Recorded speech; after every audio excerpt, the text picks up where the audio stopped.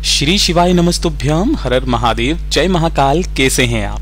देखिए, आज है 30 अप्रैल 2025 का दिन और ये है वो खास दिन जिस दिन अक्षय तृतीया का दिन होता है। और शिव महापुराण की कथा के दौरान पूज्य गुरुजी ने बताया कि जिस घर में अगर कोई एक व्यक्ति रात्रि के समय ये अक्षय लक्ष्मी दीपक अपने घर में जला देता है, उसके घर में महाराज कभी भी धन की आवक रुकती नहीं है। सदैव मां लक्ष्मी का एक अंश विराजमान रहता है। उस घर में कभी भी धन की हानि नहीं होती है, उसका क्षय नहीं होता है।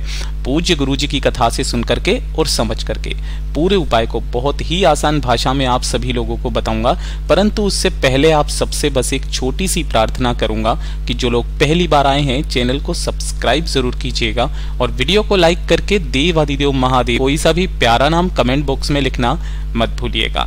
इस पूरे वीडियो में हम 3 महा उपायों के बारे में बात करेंगे जो कि आपकी अलग अलग कामना पूर्ति के लिए सिद्ध होंगे।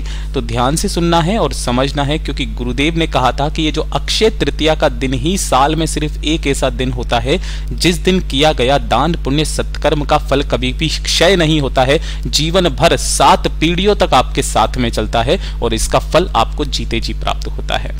सबसे पहले बात करते हैं हमारे पहले वाले उपाय की, जो कि आपको आज रात्रि के समय अक्षय लक्ष्मी दीपक जलाना होता है।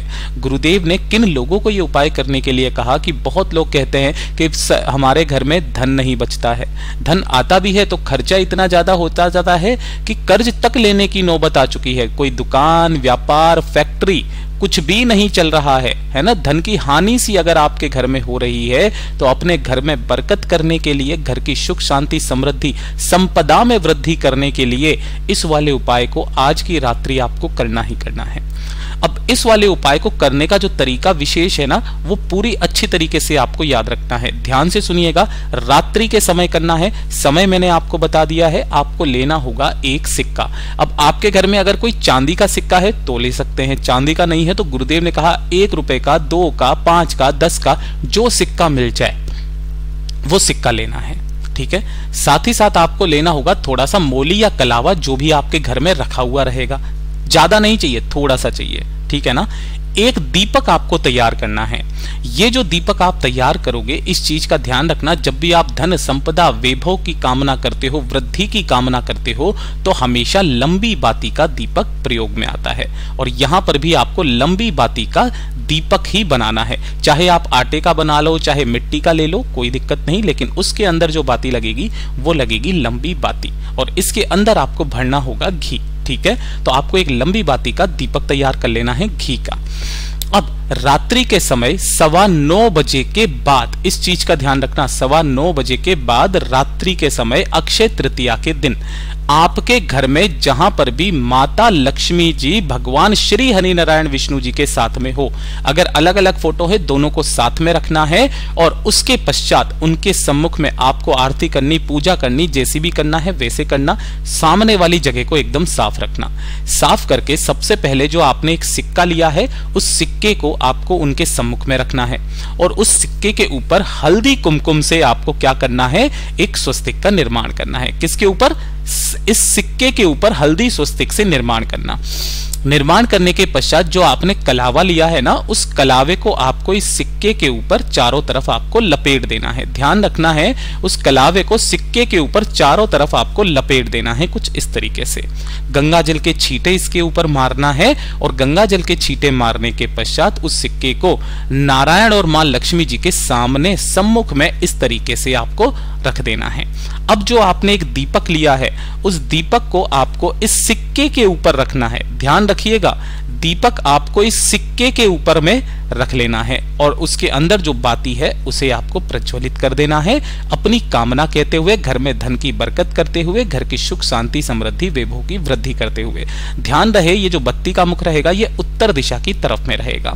अब आपको ये पूरा दीपक भर के बस एक बार रख देना है, ये चाहे जितनी भी देर तक जले जलते रहने देना। जब अगला दिन आएगा ना सुबह, तो सुबह आपको क्या करना है, स्नान करने के पश्चात जो ये एक सिक्का आपने यहाँ पे नीचे रखा हुआ था, दीपक को हटा देना, इस सिक्के को यहाँ से उठाना, इसके ऊपर से आपको मोली कलावा कुछ नहीं हटाना है ना। केवल आपको इस सिक्के को लेना है और जो भी लाल कपड़ा हो आपके पास में, चाहे सूती लाल वस्त्र हो, उस लाल कपड़े के अंदर इसे बांध लेना।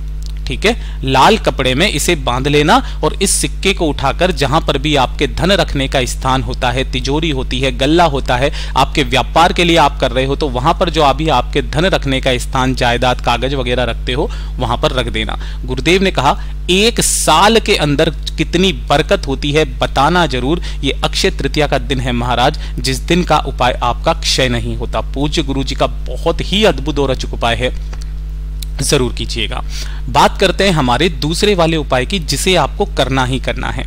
देखिए ये वाला भी जो उपाय है ना, खास करके जिसे धन की समस्या से जूझ रहा है, काफी समय से जूझ रहा है, वो कोशिश भी कर रहा है, करियर में मेहनत भी कर रहा है, उसके मेहनत के बराबर का फल उसे नहीं मिल रहा है ना। बहुत बार ऐसी समस्या आ जाती है, या फिर आपके जीवन में कोई ऐसी समस्या चल रही है जो समस्या कटने का नाम ही नहीं ले रही है। चाहे वो घर की समस्या हो, सुख शांति समृद्धि की हो, ऑफिस की कोई टेंशन हो, किसी भी तरीके की कोई समस्या हो, तो इस अक्षय तृतीया के दिन का ये उपाय करना बिल्कुल भी मत भूलिएगा।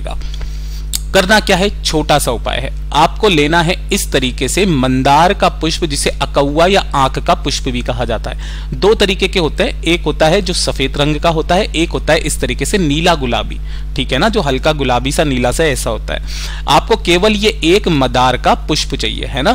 काफी सारी जगह पर मदार के पुष्प को जो वो हर श्रृंगार का वगैरह का नहीं आता, उसको माना जाता है, वो नहीं लेना है, ये वाला लेना है, ठीक है ना। एक ये वाला फूल लेना है, साथ ही साथ आपको लेना होगा 1 लोटा शुद्ध जल अपने घर का तांबे के कलश में। केवल ये 2 चीजें, इससे ज्यादा आपको नहीं चाहिए। जो फूल आपने लिया है उस फूल को भी आपको इस भरे हुए जल के लोटे में ही डाल लेना है, और इसे लेकर के सुबह, शाम, दिन में, रात के 11-12 बजे कभी भी अक्षय तृतीया के दिन इस कलश को लेकर के आपको जाना है भोलेनाथ के मंदिर में, शिवलिंग के पास। जो भी आपके आसपास मंदिर हो वहां चले जाइए, आसपास मंदिर ना हो, अपने घर में जो शिवलिंग विराजित है आप वहां पर इस उपाय को कर सकते हैं।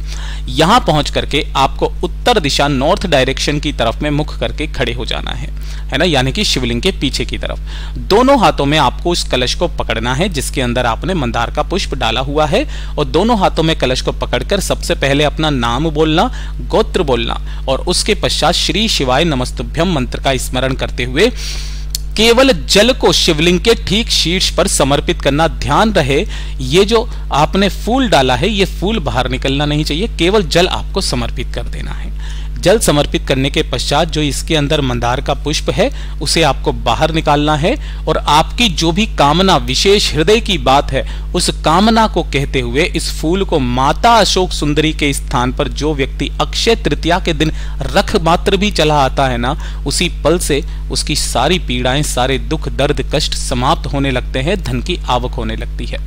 ये वाला उपाय सिर्फ अक्षय तृतीया के दिन किया जाता है और किसी भी दिन नहीं। अब बात करते हैं आज के उस उपाय की जो कि तीसरे नंबर का उपाय है। गुरुदेव ने कहा कि ये जो अक्षय तृतीया का दिन होता है ना, ये सबसे ज्यादा धन संपदा वैभव की वृद्धि करने वाला दिन होता है।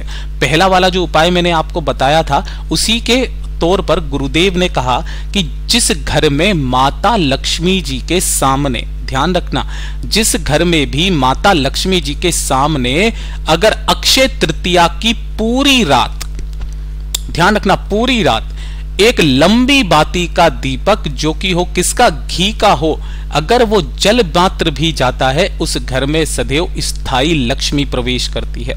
स्थायी लक्ष्मी का मतलब यह है उस घर में कभी भी धन का व्यय नहीं होगा, अनावश्यक खर्चे नहीं होंगे, आपके घर में धन की वृद्धि होती रहेगी। तो इस वजह से आज की रात्रि आपको यह करना ही करना है, और जो सत्तू का उपाय गुरुदेव ने बताया था जिसे मैं अब फिर से वापस बता रहा हूं, इस सत्तू के उपाय को करना मत भूलना, आपके जीवन के सारे कष्ट दूर होंगे। सत्तू मार्केट से मिल जाए तो बहुत अच्छी बात है, नहीं मिलता है तब आपको 3 तरीके के अनाज लेने हैं, पहला गेहूं, दूसरा चना, तीसरा जौ। तीनों को जल के अंदर थोड़ी देर के लिए गला देना, फूल जाएं, उनका जल निकालना, सुखाना, और सुखा करके इसे किसी भी कढ़ाई के अंदर रोस्ट कर लेना, यानी कि सेक लेना। ठीक है, सेकने के पश्चात जब आप इसे पीसेंगे तो पीसने के पश्चात जो निकल करके तैयार होगा वो होगा सत्तू। अब इस सत्तू का दान जो व्यक्ति अक्षय तृतीया के दिन कर देता है ना, उसका फल उसको जीते जी प्राप्त होता है। और थोड़ा सा सत्तू लेना, 1 लोटा शुद्ध जल लेना, लेकर के भोलेनाथ के मंदिर पहुंचना, उत्तर दिशा नॉर्थ डायरेक्शन की तरफ मुख करके खड़े होकर के अपना नाम और गोत्र बोलकर सत्तू का भोग अक्षय तृतीया के दिन भोलेनाथ की शिवलिंग के शीर्ष पर लगाना। वहां से बाबा से विनती कामना करके थोड़ा सा सत्तू का भाग अपने साथ में निकाल लेना किसी भी कटोरी में, कागज में, और 1 लोटा शुद्ध जल श्री शिवाय नमस्तुभ्यम मंत्र का स्मरण करते हुए भोलेनाथ की शिवलिंग पर छोड़ देना। छोड़ देने के पश्चात बाबा से कामना करके इस बचे हुए सत्तू को लेकर के आपको आना है और अपने घर के सभी प्रत्येक व्यक्तियों को इसका थोड़ा थोड़ा सा भाग खिला देना है। गुरुदेव ने कहा, अक्षय तृतीया के दिन शिवलिंग पर चढ़े हुए सत्तू का मात्र 1 कण भी अगर आपके शरीर में प्रवेश कर जाता है तो शरीर के जितने भी कष्ट होते हैं, रोग होते हैं, दुख होते हैं, वो सारे के सारे समाप्त हो जाते हैं। पूज्य गुरु जी के सभी उपाय बहुत ही ज्यादा खास और अद्भुत है, जरूर कीजिएगा। वीडियो पसंद आए तो लाइक जरूर करना, चैनल को सब्सक्राइब जरूर कीजिएगा।